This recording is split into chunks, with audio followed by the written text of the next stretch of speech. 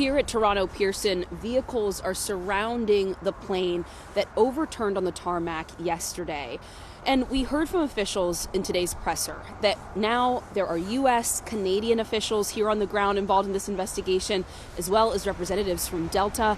And you heard in the questioning from reporters who were there on the ground that this is really zeroing in on a question of weather, the conditions on the tarmac.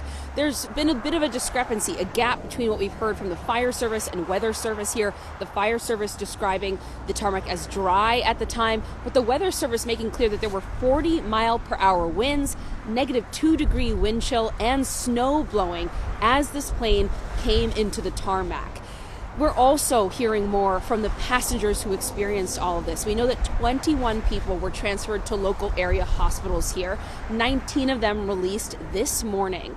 But many of them were experiencing a state of shock and anxiety just from this surreal scene on the ground here. One man speaking to our colleagues on the Today Show describing the experience of hanging like bats as the flight overturned and people were still locked into their seatbelts before they were carefully guided out of the plane by the crew. We heard today at the presser that really it's thanks to the crew and to first responders who very quickly came, covered the plane in foam, and reacted to the scene on the ground to keep people safe, to get them out of harm's way, and then to begin this investigation. But officials have been very, very careful here, I should make clear, to not yet engage in any speculation, to share specific theories.